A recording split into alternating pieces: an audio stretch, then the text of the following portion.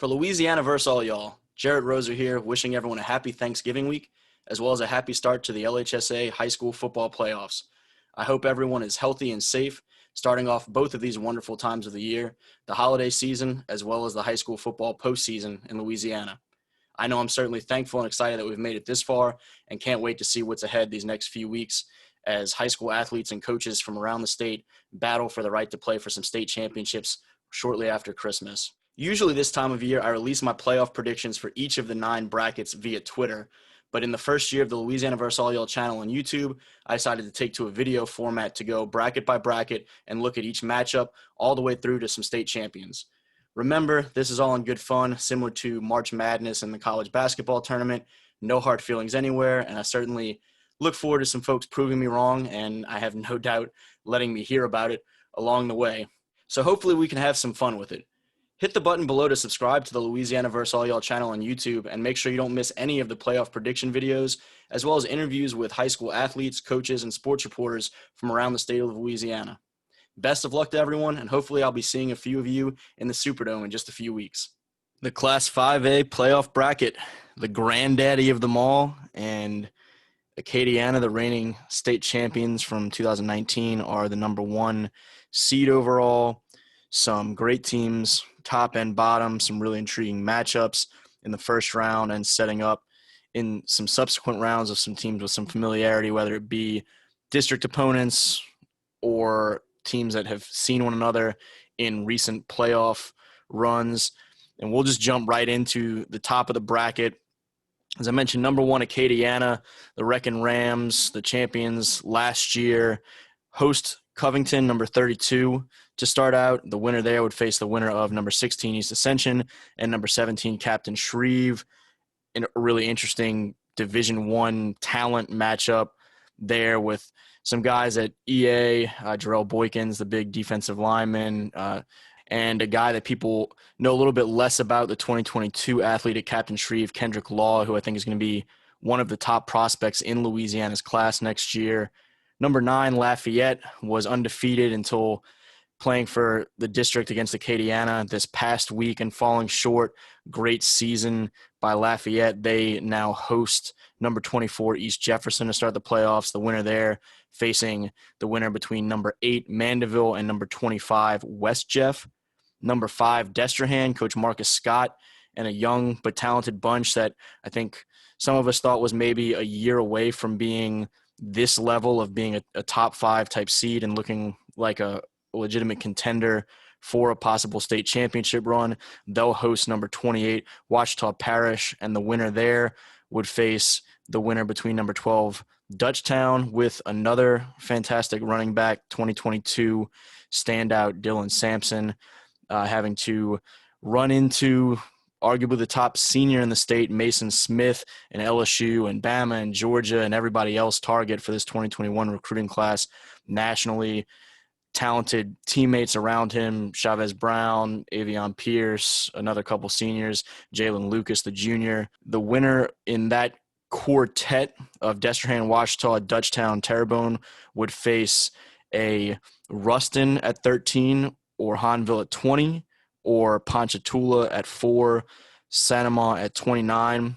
Ruston having a great season, a lot back from last year's team, including one-time Louisiana Tech running back commitment Contravian Hargrove, who has picked up several Power 5 offers. They host first-year coach Daniel Luquette and company, Elijah Hamilton, McNeese State committed defensive back, and some other talented guys down there at Hanville.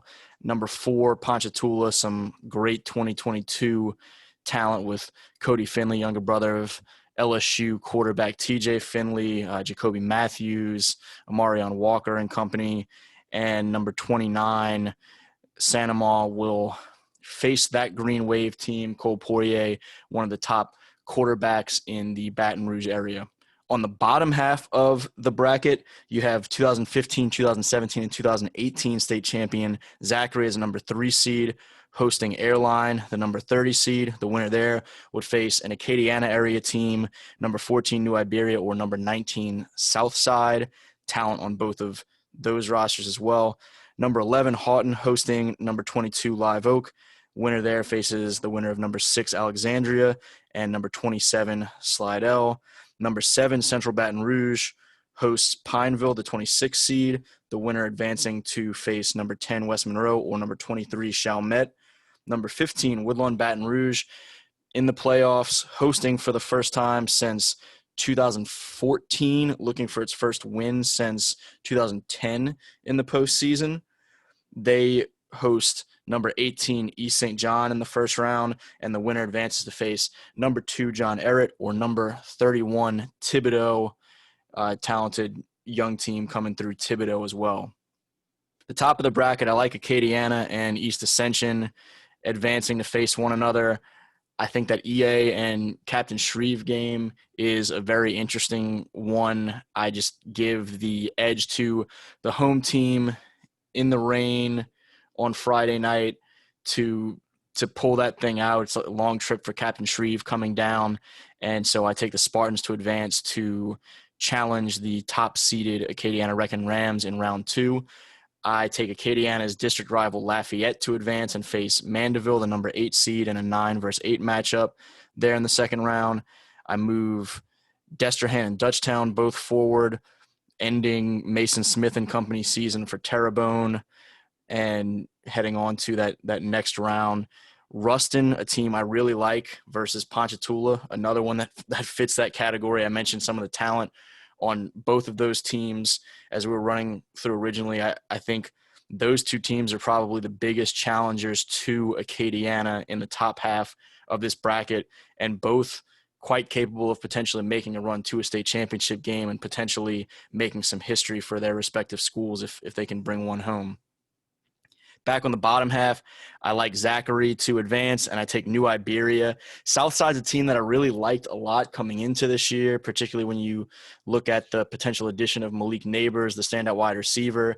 He obviously had some eligibility issues. Dylan Monette, the quarterback, gets hurt midway through the season, and so I take Michael Akins and company to advance in the 14 versus 19 matchup, just due in no small part because of Southside not being full strength and having to face a very good niche team. I advance Houghton at number 11 and Ash, Alexandria Senior High, at number 6. Ash obviously has some talent on that team, as they have in recent years, led most notably by the tight end Shield Taylor, the Stanford commit. And in the bottom quadrant, I advance all of the higher seeds, number 7 Central advancing to host number 10 West Monroe, number 15 Woodlawn Baton Rouge getting that victory, the playoff victory, and advancing to travel to John Ehret in the second round. Back up top, I like Acadiana continuing to advance, getting back to the quarterfinals. No repeat matchup with Lafayette in the quarters. They'll instead get Mandeville, the number 8 seed, winning at home, and then having to travel out west to Acadiana. And I take Destrehan to win a home game against Dutchtown. And I take Ruston to actually go on the road, beat a fantastic Ponchatoula team and Hank Tierney and company. Talented group, well-coached group. But I really like this Ruston team quite a bit. Made a run to the quarterfinals last year. Played Zachary to within 8 points. The folks up in Ruston feel like they had that one kind of taken away from them in some ways, and a lot of the guys back from that team, a lot of experience, as I mentioned, and now gets a chance to make a push back to another quarterfinal, this time against Destrehan. The bottom quarterfinals, I have Zachary and Ash advancing to the next round, as well as West Monroe, the number 10 seed, beating Central on the road. I think that could be a really interesting matchup, both in terms of how it sets up with some of the talent and schematics in that matchup, as well as what it means for the rest of the bottom half of that playoff bracket and who's potentially hosting or traveling for a quarterfinal game. Because I think number 15 Woodlawn, after waiting those years for its first playoff win in a while, this talented bunch goes down to New Orleans and beats John Ehret and Alabama commit Kane Williams and recent Memphis decommit Andrew Jones and company. I think this Woodlawn team's that good. They only got a chance to play 4 games because of quarantine. And when they came back and had a chance to play Catholic High to end the season, you saw really kind of their best measuring stick to that point, and they kept battling, started slow after the 2-week break, but came back and pulled back to within a score of Catholic late. And I think that second half push gave these talented juniors and sophomores a sense that they could play with anybody on a given night and that they'll take that confidence into this postseason. Ricky Collins Jr., the sophomore quarterback, is fantastic. He's got weapons all around him, and Kyle Jones, Clayton Adams, Monty Givens and company. The other side, Eric Randall III, a Memphis commit, Leonard Harris, one of the most underrated seniors in this class.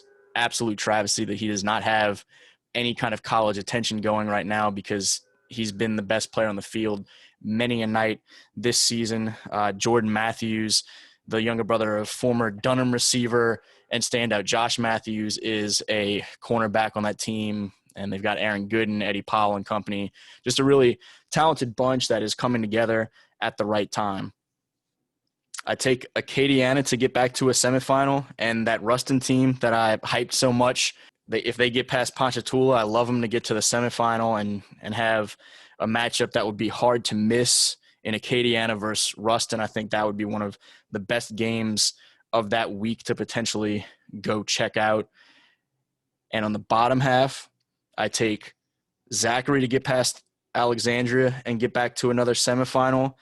And I'm going to give West Monroe and some of its recent playoff experience the edge over Woodlawn. I think Woodlawn is very capable of winning that game, but with some of that youth, I'll just kind of trust the experience of West Monroe. I wouldn't be surprised to see this matchup go either way if this is the one we get, but I'll just kind of play it safe, play it conservatively, and go with the Rebels to come away with a victory, especially in this scenario. West Monroe would be at home and Woodlawn would have to take a long trip north despite having pulled off its own upset. From the top half of the bracket, I advance Acadiana to the state championship game in Class 5A, beating Ruston. I think, again, that could be a fantastic semifinal if we get it. I just give Acadiana the edge. As much as I talk about the experience and talent of Ruston, all those things hold true for an Acadiana team that won a state championship last year and played one of the toughest schedules in the state, if not the toughest schedule in the state this year. Cam George, a guy I love on that defensive line, a Raging Cajuns commit, Derek Bercier Jr., Caleb Arsenault, Ian Montz, some other players on that defense, Kendrick Richard, just a talented, stingy bunch that I think has the ability to slow down Hargrove enough and to, on the other side of the ball, have Jeremiah Brown and Kevon Williams and Amari Wiggins and company be able to play a little bit of ball control, protect the ball, play cleanly, limit mistakes, both flags and turnovers by this point in the playoffs, and go on to another state championship game. And from the bottom half, the Zachary Broncos. I mentioned the 2015, 2017, and 2018 state champions.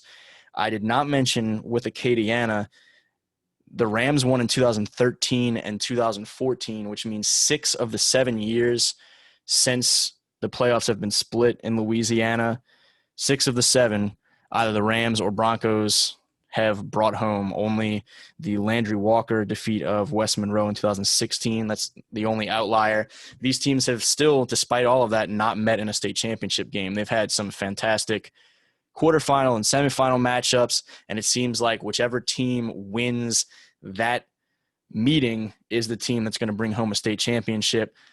We finally get a chance to see it in that big game at the end of the season, the last game of the Louisiana high school regular season.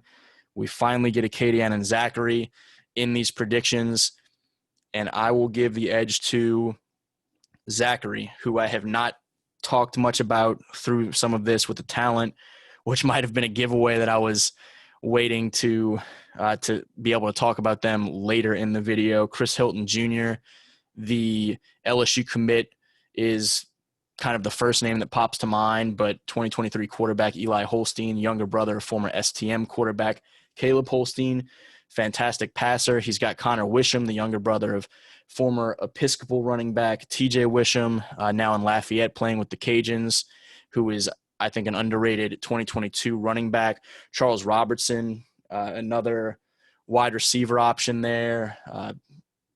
Cameron Senegal, another pass catching option for Eli Holstein and company, and an offensive line that I think Coach David Brewerton and company liked more earlier this season than has typically been the case. Even in some of those state championship runs, it's taken them some time to gel, and it seems like this bunch they felt more confidently about in an earlier stage, and I thought that was a really interesting tell on them early that this could be a really special year. On the other side of the ball, Elijah Hill up front, Xavier Robinson, and some standouts in the box who I think can play disciplined enough, play in their gaps to slow down that Acadiana rushing attack, bring Kylan Jackson, a fantastic sophomore safety, down, trust Ralph Walker III and company out there in coverage for what limited instances in which they might be tested, and just focus on shutting down that one dimension that Acadiana typically presents itself as, and really does not want to throw the ball and has not had a lot of success this year throwing the ball, whereas Zachary, I think, has a little bit more firepower, has the opportunity to potentially put Acadiana in a hole and give the Rams problems, or if they fall behind, they have the potential to have a big play here or there to come back even and keep the pressure on the Rams. And so I take Zachary winning it even with a young quarterback in a matchup that I think if we are fortunate enough to get at the end of the Class 5A playoffs, we should all be thankful that we got that far overall, and that's kind of the reward at the end of this weird 2020 year and LHSAA season. Let me know in the comments where you disagree, and make sure to hit that subscribe button to subscribe to the Louisiana vs. All Y'all channel on YouTube and not miss any of the playoff prediction videos or interviews with high school or college coaches, athletes, and sports reporters. And don't forget to mask up as we head out to these high school football games over the next month or so, and make sure that we can get to the state championships. For Louisiana vs. All Y'all, Jarrett Roser. Thanks for watching.